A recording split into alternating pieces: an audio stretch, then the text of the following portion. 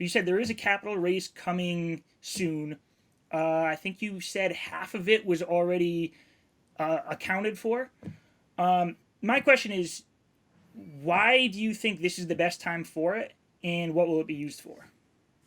So two things. Obviously, we probably don't need this, right? Like I genuinely think that once the game's out, we're talking 3 games that all have the ability to generate revenue. The market is coming back. We're seeing a huge amount of traction with gaming tokens. People are starting to flock into it again. I think we're going to look back and say, we probably didn't need to do that. But it's my responsibility to make sure that we've got enough capital, ideally at least 2 years of capital, right? Like at this stage, we're sort of transitioning. We're still definitely a startup, but we're sort of transitioning into like a medium scale. And with that, I would ideally like to see us have 2 years of capital at all times. And again, maybe the game launches, we look back and we're like, now we've got 5 years of capital in the first month or 2 months. Why the hell did we do that? It doesn't really matter, because if that situation occurs, the tokenomics are such a way that the DAO will be buying back so much ILV that will fill whatever we sold, will fill that gap so quickly that it's like it doesn't matter either way. What would be the situation which you can't control is if something catastrophic happened in the market or whatever, and we needed that 2 years of runway. And so it's basically a way for us to shore ourselves up. It'll make me feel better, and make all the people in the team feel better.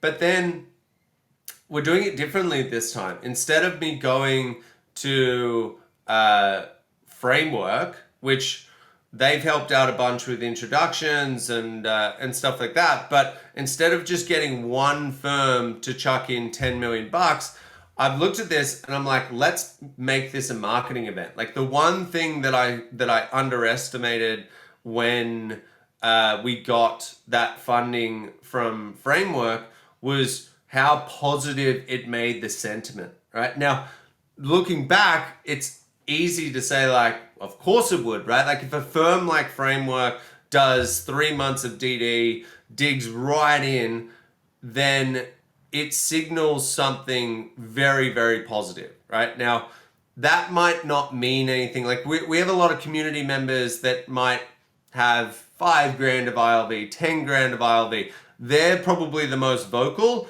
and they were the ones who came out and said like, oh, this is ridiculous, like they sold the token so cheap and whatever.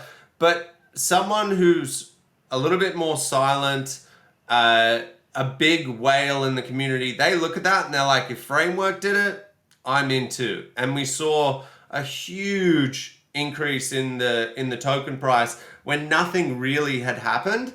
And so I'm looking at that, and obviously there's the network effects of having a firm like Framework double down on you. They have a huge network themselves. What if we could get like 6 or 7 or 8 of these funds to go in right before we launch? That is going to be an even more Announce them positive all. thing. Yeah, and so I think again, what I'm looking for there is to have all of these sort of silent whales that we have in our community to look at that and go, all right, now they're not, they're going to be here for another 2 years. If